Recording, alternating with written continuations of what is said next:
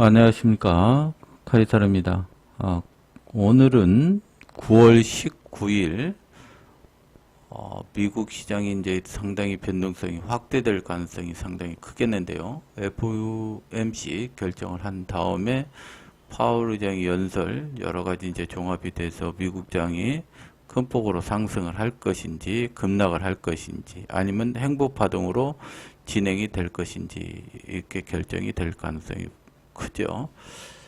미국 시장을 이제 잠깐 보게 되면 미국 시장이 지금 반도체 지수부터 볼게요. 반도체 지수는 지금 삼각 수렴 안에 이제 머물러 있습니다. 급락을 했고 반등을 했고 내려갔고 올라가서 지금 FOMC를 놔두고 요 상방으로 추세선이 이탈이 될 것이냐. 그렇죠? 요런 파동으로 상방으로 올라가서 구름대를 돌파해서 상승 추세로 접어들 것이냐. 아니면 요 구간 다시 삼각형으로 들어가서 행보 파동을 보일 것이냐. 그리고 이 자리 추세선을 이탈해서 전저점 아니면 완전히 부러지는 시장의 모습이 여기죠. 돼서 이게 추락이 될 것이냐. 이게 아마 결정되는 변곡점 자리가 될 가능성이 크다. S&P도 보게 되면 어떻게 돼요? 지금 삼봉이죠, 삼봉. 밑에서 급락을 하고 V자 반등, 조정, 그 다음에 반등. 추가 상승을 할 것이냐, 요 삼각형에 들어갈 거냐, 요 추세선이 이탈해서 급락으로 내려갈 거냐. 상봉 맞고 부러져 버리면 상당히 충격이 크겠죠. S&P 같은 경우는 지금 어쨌든 이 안에서 버티다가 위로 쳐야 연장 파동이 되면서 지수를 견인을 하지. 만약에 5,500선이 부러지게 되면 시장은 망가지는 그런 패턴이 될 가능성이 매우 높다. 이렇게 보시면 되겠습니다. 그래서 미국 시장을 딱 봤을 때 지금 반도체도 기루점이고 S&P도 기루점. 근데 나스닥도 한번 보게 되면 어때요? 추세선 자리 딱 그 자리에 있죠. 밑으로 추세선도 마찬가지고 여기도 지금 다 그런 자리에 있어요. 급락했다 반등했다 또 조정 보였다 반등했다. 딱 오늘 저녁에 FOMC를 기다리면서 이 추세선을 돌파하면서 장대 양봉으로 갈 거냐, 요 안으로 다시 내려올 거냐, 추락할 거냐. 이런 기로점에 서 있다. 이렇게 보시면 되겠습니다. 우리 시장을 잠깐 보게 되면 우리 시장은 어떻게 돼요? 급락을 하고 반등을 하고 내려오고 그 다음에 삼각형 안에 들어간다 했죠. 삼각형. 이 삼각형도 지금 윗단에는 61선, 121선 저항의 하방으로 지금 데드크로스가 전개가 되고 있고 21선은 이미 60, 120 다 깨서 데드로 내려오고 있고 51선이 지금 역배열 상태에서 붉은색이 나서 반등을 하고 있는데 과연 FOMC 끝나고 나서 이 추세선 상단을 돌파해서 위쪽으로 갈 것이냐 아니면 요 밴드 안에 계속 머무르는 시장이 될 것이냐 밑에 하단을 깨고 나서 추락을 할 것이냐 지금 기로점에 서 있다. 이렇게 보시면 되겠습니다. 여기서 한 가지 카이사르는 만약에 25pp를 인하를 한다고 그러면 이 정도 내에서 움직이는 것이 타당하다. 그러나 50pp를 만약에 인하를 했을 경우에는 단기적으로 충격을 주지 않을까 이렇게 조심스럽게 예측을 하고요.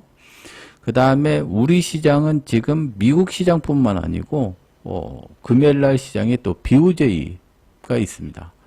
BOJ에 영향을 주는 엔화 모습을 보면 위험스러운 구간에 있어요. 지금 이게 N달러인데 지금 보게 되면 140엔 지난번 이제 제가 지지할 가능성이고 급등을 한다. 150엔 그렇죠? 이 자리가 지켜져야만이 일본 시장은 계속 우상향으로 갈 수 있고 우리 시장도 충격을 안 준다. 그러나 이 자리가 깨지면서 우리 8월 5일날 급락 파동이 전개가 됐죠. 그리고 나서 반등을 했는데 지금 일본 당국에서는 150엔 이상을 올려놓겠다 하고 금리 인상을 했습니다. 그런데 지금 찬물을 끼얹고 있죠. 근데 미국하고 지금 금리 격차가 점점 좁아지게 되면 엔화가 어디로 회귀합니까? 엔화가 일본으로 들어가게 돼 있죠. 그렇게 되면 달러 약세, 엔화 강세 이렇게 돼 버리는 거예요. 그러면 지금 정책적으로 미국하고 일본하고 정책적이 반대가 되기 때문에 주식시장에 혼란이 오게 되죠. 미국 시장에서 엔화를 약세를 용인을 하면서 달러 강세를 하면서 경제의 침체를 막고 돈을 풀면서 침체를 어거지로 잡고 있는데 일본에서 금리 인상을 하고 미국은 금리 인하를 하게 되면 점점 금리가 축소가 되면서 엔 자금이 일본으로 빨려 들어가게 되는 거죠. 그 기로점이 지금 140원대 이다 이렇게 보시면 되겠습니다. 만약에 목요일날이라도 마찬가지예요. 만약에 미국장이 50bp가 인하되고 일본이 만약에 금리 인상 소리 나돌려서 엔화가 이 밑에 140원 무너지게 되면 우리 시장에는 엄청난 충격이 올 수도 있다. 미리. 그 다음에 BOJ 다시 금요일 날 기다리면서 시장 방향이 최종적으로 정해지겠으나 지금 아주 우리 시장은 태풍이 불어올 그런 구간에 있다라고 이렇게 보시면 되겠습니다.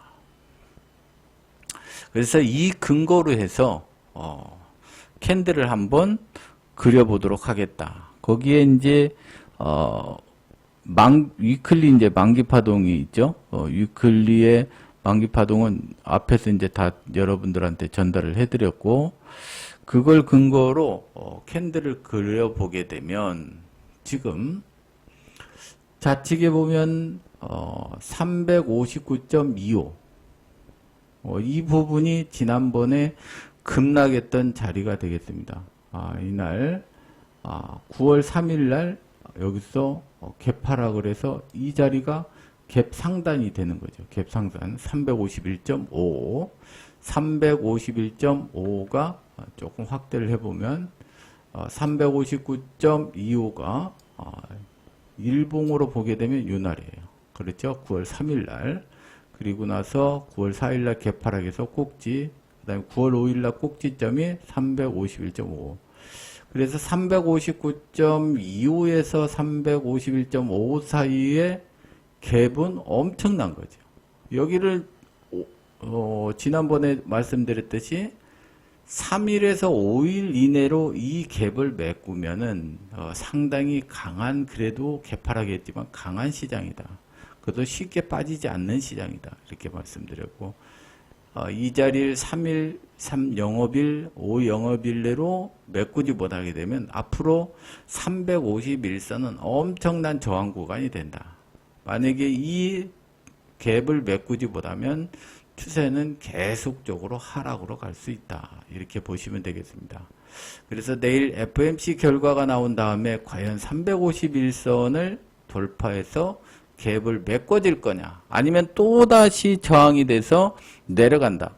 그럼 좋은 결과가 나왔는데도 불구하고 351선을 채우지 못하고 하방으로 간다 그러면 어떻게 추세는 꺾인 거나 다름없는 거죠. 꺾인 거나 계속적으로 꺾인 파동이 전개가 될 수 있다라고 이렇게 보시면 되겠습니다. 그래서 상단에 미국장이 좋은 결과가 나왔다 하더라도 351선을 돌파를 하지 못하게 된다 그러면 우리는 고개를 갸우뚱해야 되는 그런 판단을 해야 된다. 이렇게 보시면 되겠고, 그 다음에 이 자리를 돌파한다 하더라도 중간 지점이 335.40이 되죠. 354.40이 됩니다. 이 자리. 그래서 21선이 이 자리입니다. 또 21선. 그렇죠? 21선. 그래서 미국이 좋은 결과에서 갭상승을 해서 우리 시장이 갭상승이 됐을 때 351선 부근에서 만약에 시작이 됐다. 그러면 21선까지 반등은 가능하다. 위클리 파동이 352.92 정도까지 올라가기 때문에 355선 정도는 용인할 수 있다. 이렇게 보시면 되겠습니다. 그러면 시초가가 강하게 반등을 해서 만약에 이런 자리에서 시작을 한다. 이런 자리에서 시작을 하게 되면 시초가 밑으로 일봉 후행 스팬 이게 저항 구간인데 이걸 돌파 뛰어넘는 구간이기 때문에 349.60만 이탈되지 않으면 이 자리를 지켜지는 흐름이 전개되면 이런 파동이 전개가 될 수 있다. 이렇게 보면 되겠어요. 이게 십자가 될 수도 있고 여기 지지에서 어떻게 돼? 이렇게 종가 고가로 갈 수도 있고 또 한편으로는 이게 갔다가 21선에서 저항 맞고 어떻게 꼬리 달고 십자로 끝날 수도 있겠죠. 십자 모습은 뭐 이런 형태도 될 수도 있고 어떻게 돼요? 이런 형태도 될 수도 있겠죠.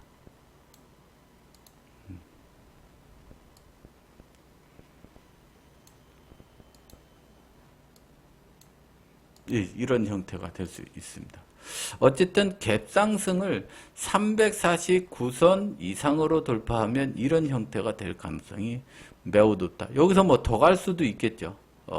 이게 바람이 불어서 매수 바람이 불어서 이렇게 완전히 갭을 메꿔버리는 그런 파동이 되고 여기에서 꼬리 달고 내려오는 그런 파동도 되고 어쨌든 예측 캔들이라고 하는 것은 어느 선을 지지했을 때 상방으로 최대한 갈 수 있는 자리를 보고 그 자리까지 수익 내면 됩니다. 여기 맞고 떨어지는 하락 파동을 수익을 내야 되겠다.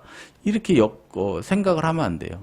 그건 하락맨들이 생각을 하는 겁니다. 그러면 미국장이 좋아서 갭상승을 딱 350선 부근에서 시작을 했다. 그러면 우리는 어디에다 포커스를 맞춰야 되냐? 이게 이제 매매 트레이더의 승부사입니다.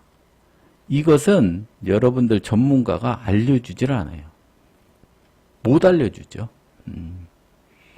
전문가가 어떻게 알겠어요? 자기도 모르는데. 갭상승에서 어느 자리를 지켜지고 시초가가 지켜져야만이 상방으로 갈 수 있다는 것을 안 알려줍니다.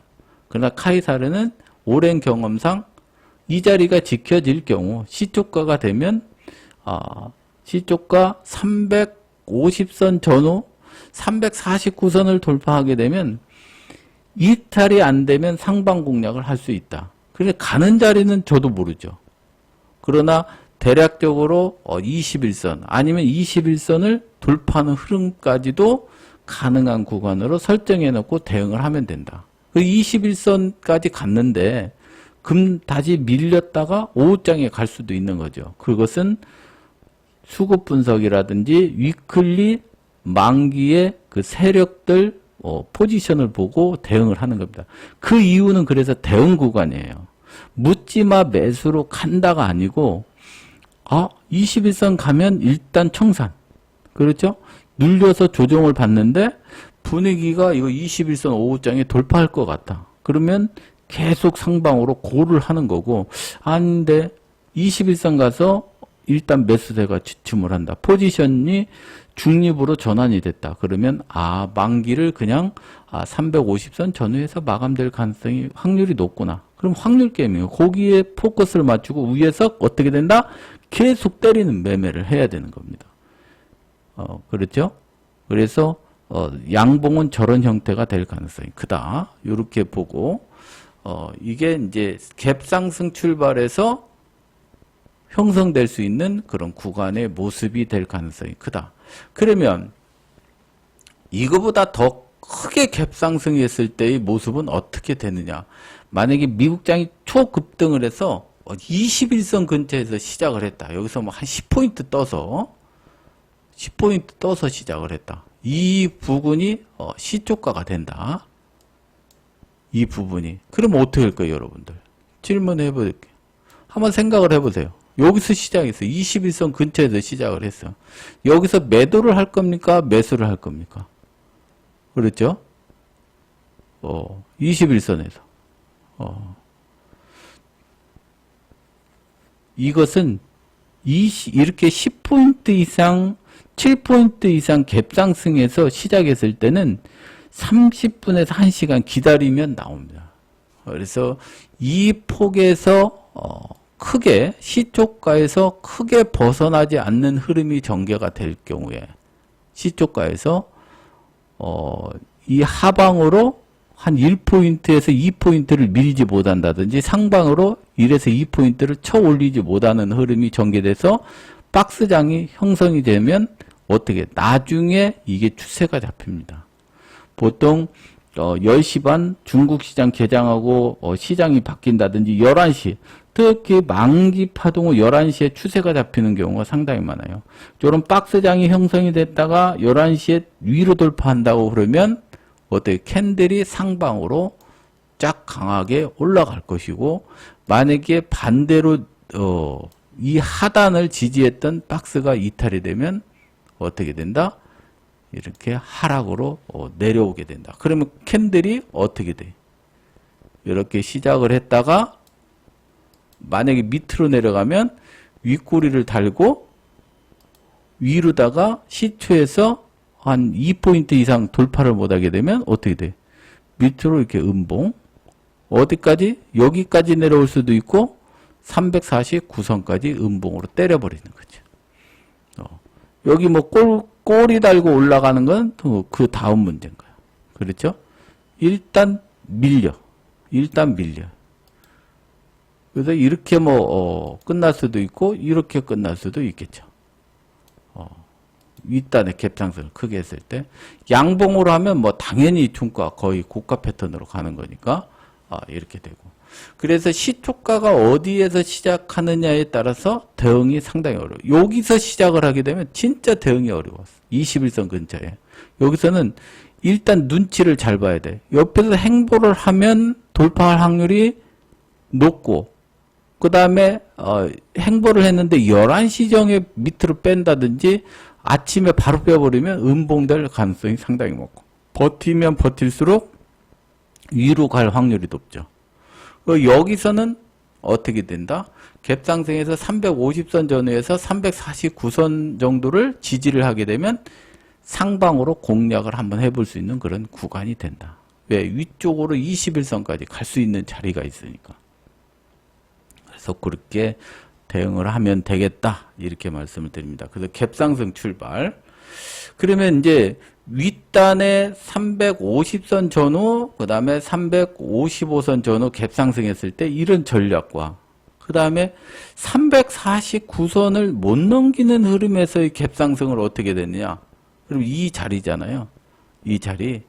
여기도 이 자리에서 시작하면 어떻게 되느냐.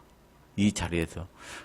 이 자리를 시작해서 이 349선 이게 돌파를 해서 지지를 하게 되면 계속 매수 공략이 가능해요. 매수 공략이 여기서도 계속 강력하다고. 그러나 이 정도 상승을 해서 3포인트 자리가 제일 어려워요. 갭상승 3포인트 정도에서 시작했을 때가 가장 어려운 게 뭐냐면 우리 시장은 보통 5포인트 정도 파동이 전개가 됩니다. 그래서 이런 자리가 시작됐을 때는 어떻게 되느냐. 여기서 시초가가 형성이 됐다. 시초가가 그렇게 되면 위로다가 탁 쳐봐요. 351선 여기에 강력한 저항이라겠죠. 개파락에. 그리고 위클리 옵션 상단이야. 막 위로 쳐. 그런데 351선 이상을 못 치는 어떤 음봉이 발생돼. 그러면 어떻게 돼? 꼬리 달고 쭈르륵 내려와서 어떻게 돼? 다시 전일 여기 고점 347.75 요 자리를 위협해 봅니다. 위협해 봐. 이렇게. 그래서 이 자리가 무너지게 되면 음봉으로 그냥 계속 밀리는 거고, 이 자리를 다시 지지를 하게 되면 어떻게 돼? 상방으로 올라가서 십자파동으로 마감이 되는 경우가 상당히 많다. 이 십자파동으로 됐을 때도 또 뭘 가지고 판단을 해야 되냐? 요즘은 위클리 만기가 계속되기 때문에 위클리로 판단을 하면 된다. 이때는 카이사르가 얘기를 해준다. 우리 정의원들은. 이 자리가 내려왔을 때. 그래서 갭 상승했을 때 이런 세 가지 경우. 그럼 여기서 장대 음봉은 없습니까? 아, 당연히 있을 수 있죠. 그때는 여기에서 확인을 하고 그 다음에 노란선 분기되고 5일선까지 또 추가적으로 급락하는 그런 모습이 보일 수도 있다. 왜 그랬냐? 5일선에서 이격이 위쪽으로 벌어졌는데 21선을 가지 못한다는 세력들이 생기게 되면 어떻게 된대? 위에서 강하게 매도를 쳐서 5일선까지 내려버리면 전체적으로 박스가 어떻게 형성이 되느냐? 딱 가두리장이 되는 거예요. 20일에서 어디까지? 5일선. 요 폭이 355선에서 343, 한 10포인트 내외 계속 가두리장이 펼쳐질 수가 있는 자리까지 밀어버리고, 만약에 여기서 이제 하방으로 밀린다 그러면 이제 꺾여서 추세가 하방으로 내려가죠. 미국장 호재를 받았는데도 불구하고 양봉을 못 내고 다시 음봉의 형태로 밑으로 빠져버리게 되면 어떻게 된다? 추락할 가능성이 상당히 높죠. 그러면 21선이 이제 당분간 1개월 정도는 저항이 돼서 추락의 길로 갈 가능성이 매우 높다. 이렇게 분석을 하시면 되겠다. 이것이 갭 상승 출발했을 때 대응 구간이다.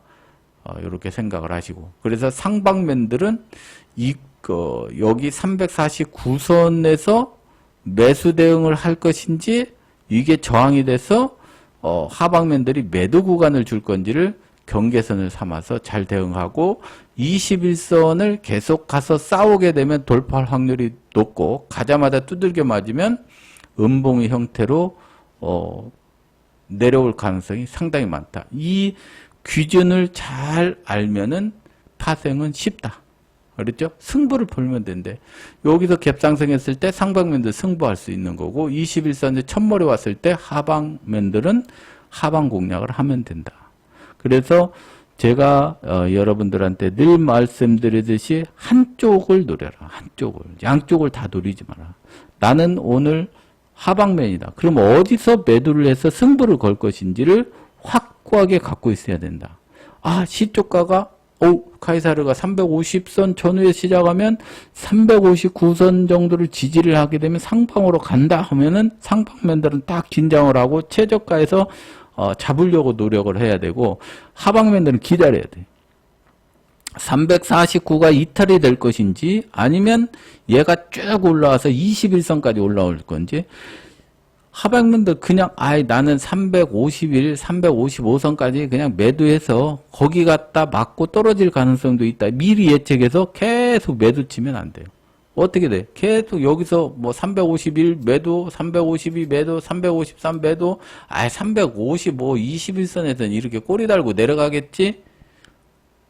죽습니다. 왜? 올라가서 매달렸다가 오후장에 이렇게 쭉 당겨버리면 어떻게 돼? 장대 양봉으로. 한 계약, 두 계약, 세 계약, 네 계약, 다 계약 왕창 물려서 어떻게 여기 가면 쪽박 깡통 차는 거예요. 21선이나 이런 자리에서 매도를 해야 되겠다면 선물 투자자들은 기다리는 거예요. 기다려. 옵션 투자 기다려. 숨죽이고. 차라리 수익을 못 내는 한이 있어도 들어가지 않으면 어떻게 돼요? 내 계좌는 제로가 되는 거예요. 제로. 그렇죠. 수익도 아니고 손실도 아니야. 근데 뭐가 급해? 근데 못 기다려. 그러니까 올라올 때마다 계속 때려. 그래서 21선 돌파해서 막 위로 솟구치니까 최상단에 가서 컷하고 어떻게 돼? 그 다음에 21선 위를 살짝 돌파했다가 그 다음에 곤두박질 치는 경우도 상당히 많아요. 왜? 헤지펀드는 상대방을 속여야 되니까. 그런 결과를 가져온다.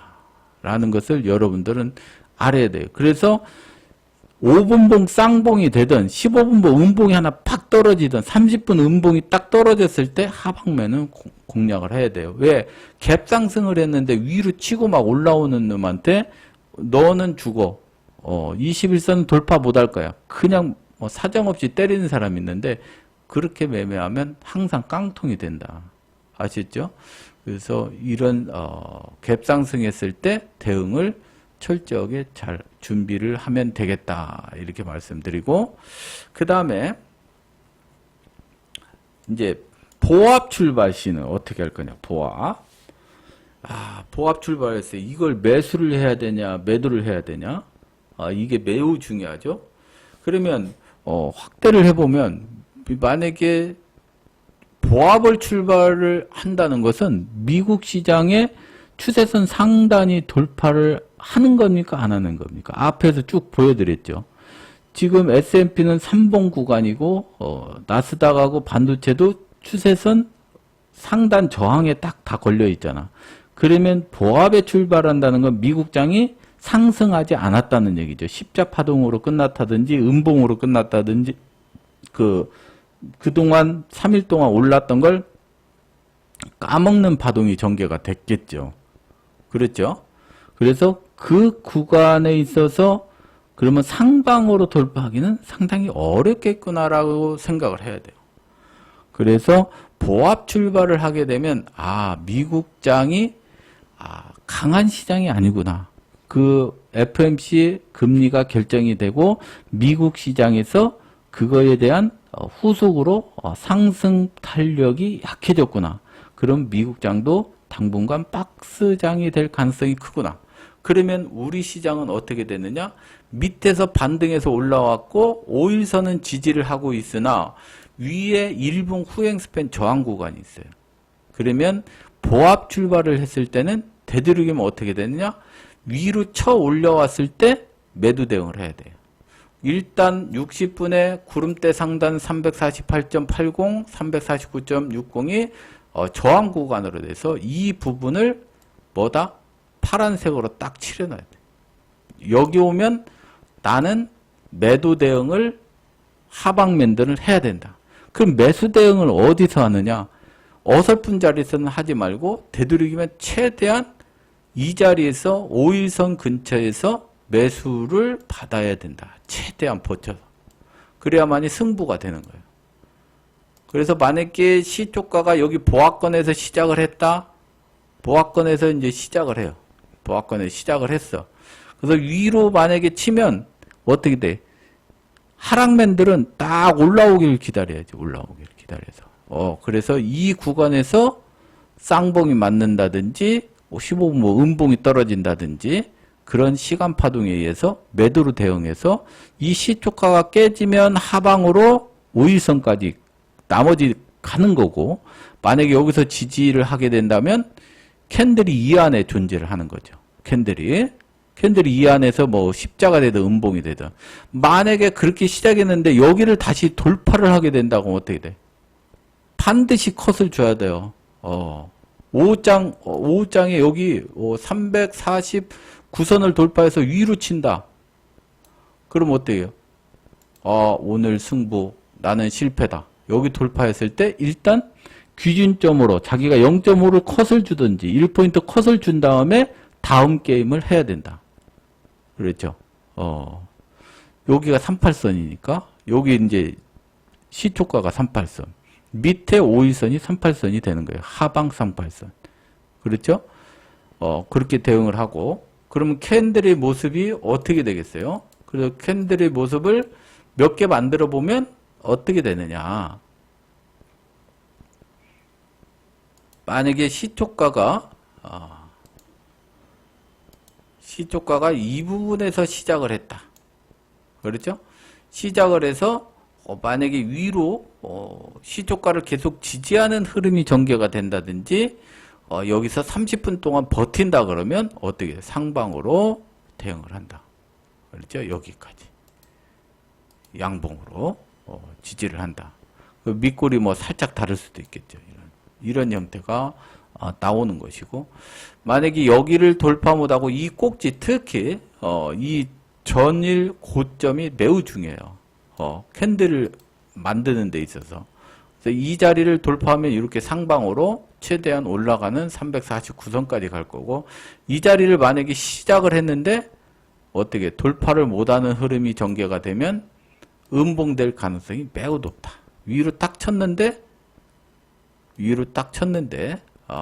전일 고점을 돌파하지 못한다. 그러면 어떻게 된다? 이게 음봉으로 5일선까지 일단 두들겨 맞을 가능성이 크다. 5일선 이하로 되는 것은 어떻게 신의 영역이라고 했어요. 이건. 일단 이렇게 내려오고 뭐 여기서 꼬리 달고 올라가든지 그건 두 번째 문제고.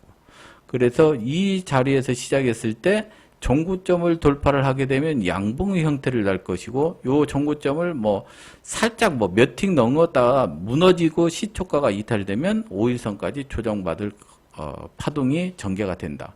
그럼 보합에서 시작했을 때 양봉 날 확률이 높으냐 음봉 날 확률이 높으냐? 저는 이 확률이 높다고 본다. 양봉 날 확률이 30%. 그렇죠? 3. 요게 30%. 그 다음에 이렇게 음봉 날 확률이 70%. 될 가능성이 크다. 이런 파동은 앞에서 제가 이거 여기 60분으로 보게 되면 어때요? 이 고점을 돌파하고 347.70이나 348.80을 돌파 못하면 어떻게 된다? 이 의문안에 갇히게 되죠. 의문안에 60분에서.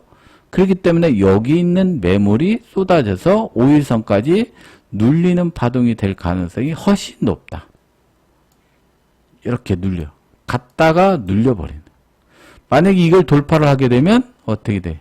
348.80에 349를 돌파하게 되면 위로 양봉 낼 가능성이 크지. 이거 돌파를 해버리니까. 그렇죠?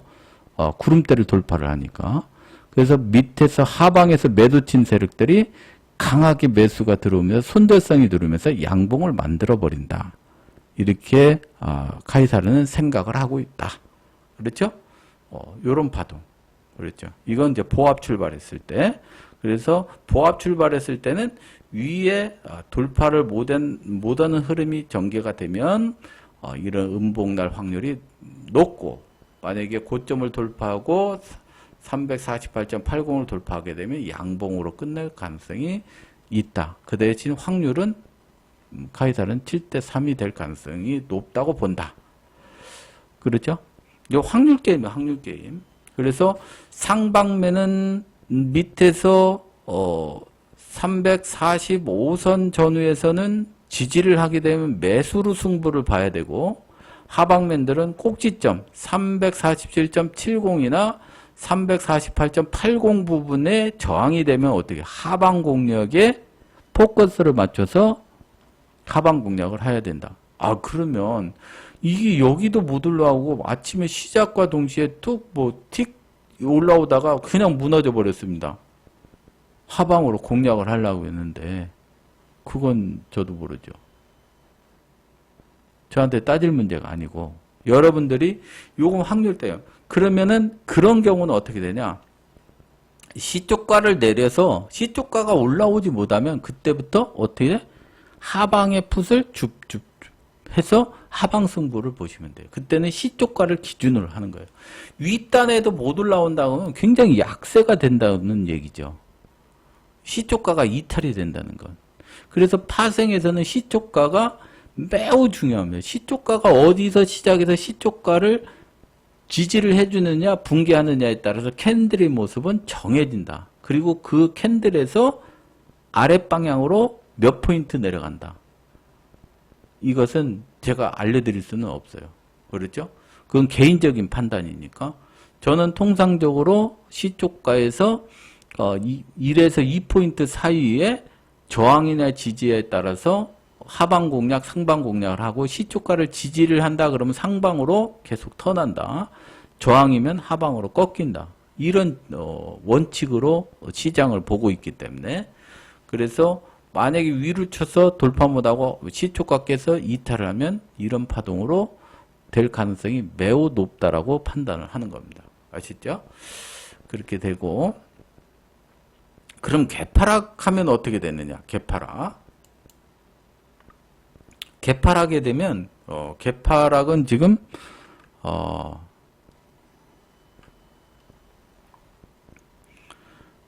개파락하게 되면은 지금 339.45 여기가 뭐냐면 지난번 하단에서 돌파 갭이에요. 그렇죠? 334선에서 여기 돌파했던 5포인트짜리 돌파해서 양봉으로 올라왔던 자리입니다. 그 다음에 5일선이 343선 부근에 있어요. 그러면은 개파락을 하게 된다고 그러면 개파락을 이제 어디서 하느냐? 개파락을 어디서 하느냐가 매우 중요하죠. 개파락을 5일선 부근에서 만약에 개파락을 한다. 5일선 부근에서 5일선 이 부근에서 개파락을 한다. 보면 과연 이 개파락을 해서 위로 칠 거냐? 여기 개파락을 하면 종가가 345.95에서 5일선 부근이면 약 5포인트죠. 5포인트에서 위로 윗꼬리를 돌파를 못하면 어떻게 된다? 밑으로 요 자리까지는 내려갈 가능성이 매우 높다. 그렇죠? 여기 윗꼬리 음봉으로 무너질 가능성이 매우 높다. 그 자리의 기준점이 주봉의 중심값이 340.20입니다. 그래서 월요일 19일장은 여기 340.20이 이게 매우 중요한 38선 역할을 한다. 이 자리가 만약에 지지가 안 되고 부러지게 되면 여기서 멈출지 여기까지 다 흡수해서 내려갈지 아주 궁금해지는 장이 된다. 그래서 개파락을 했다 하더라도 요 340.20이나 349선을 지키는 흐름이 전개가 돼야만이 그나마 시장을 지킬 수 있다. 이런 파동이 전개가 돼야지.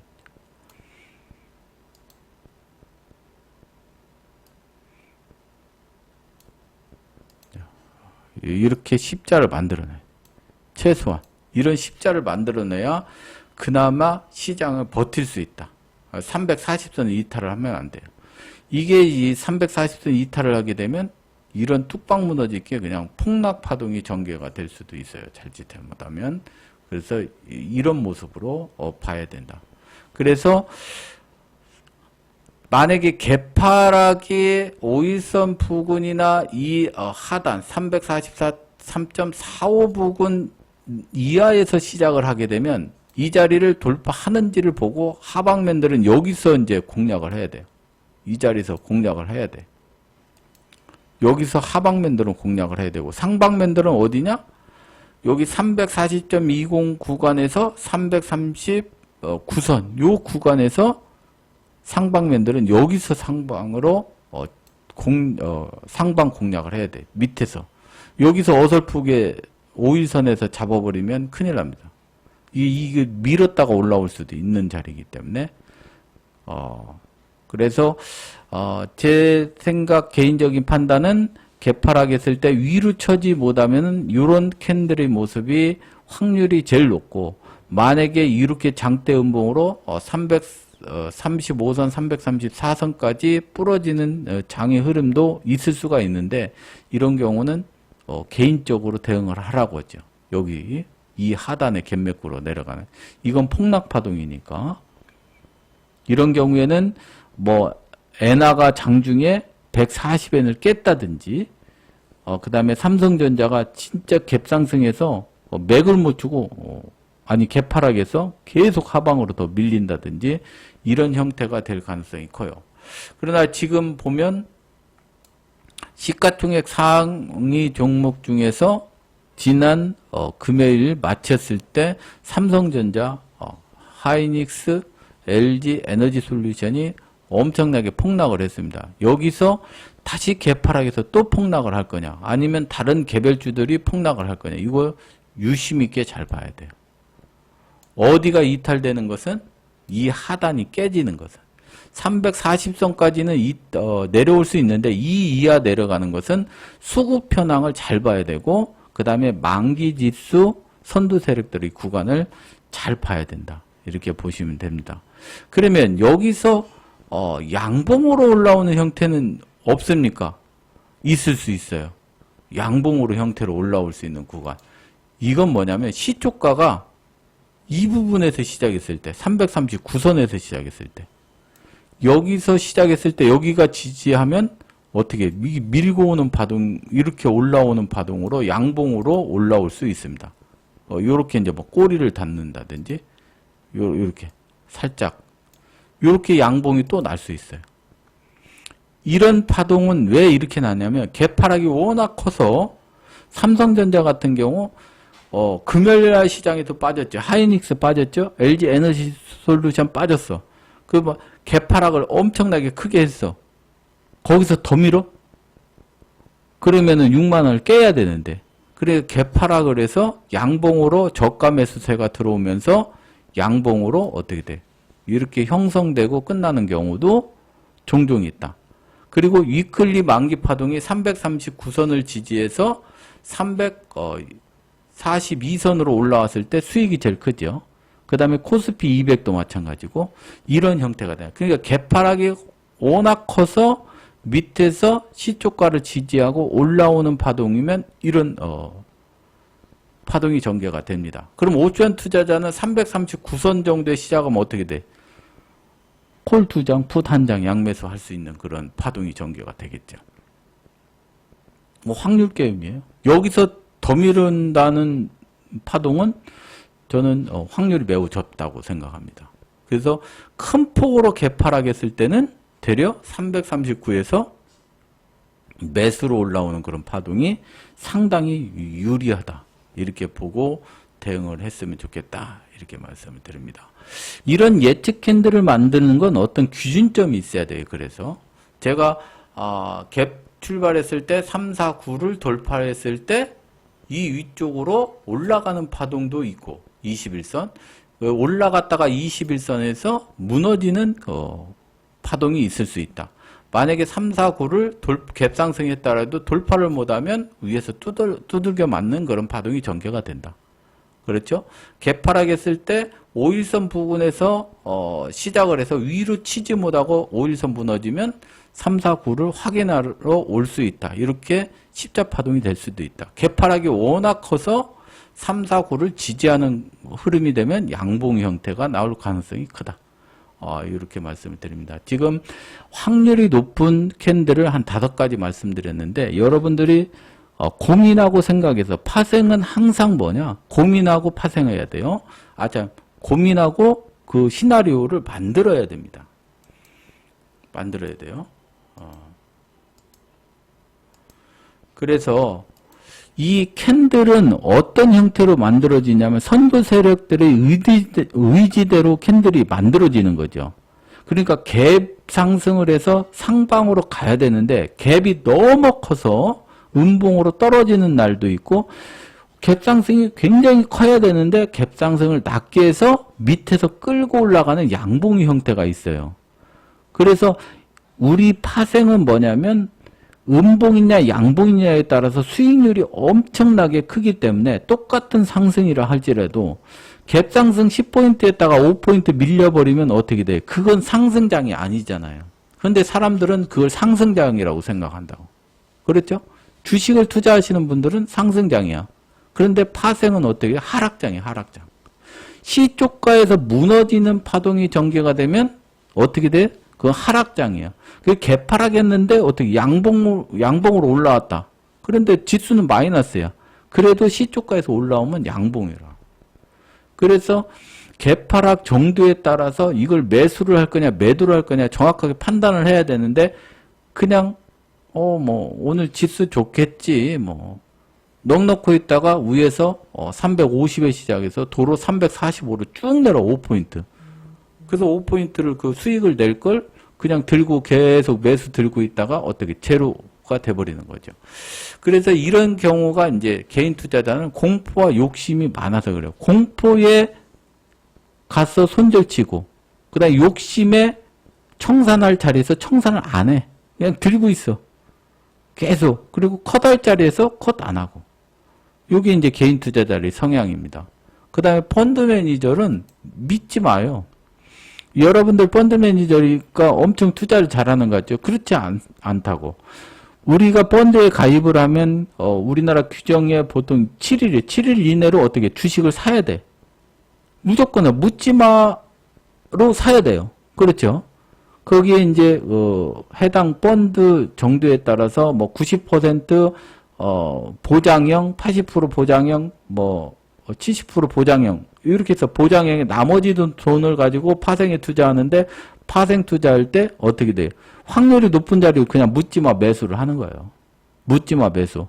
그래서 그쪽에서 수익이 크게 나면 빨리 그 펀드의 수익률에서 공지를 해서 파해버리고 다시 펀드를 구성하는 그런 매매를 한다고. 펀드 매니저가 손실 나는 게 아니잖아요. 그 해당 펀드에 가입한 사람들이 손실이 나는 거지 자기가 손실 나는 거 아니거든. 자기는 원칙에 의해서 투자만 하면 되는 거예요. 그래서 여기는 묻지마 대응이야. 개인보다 더 무식해. 펀드 매니저. 들어오는 건요. 추세 추종을 해야 되니까. 그 매수 안 하면 법에 걸려버리잖아요. 그렇죠?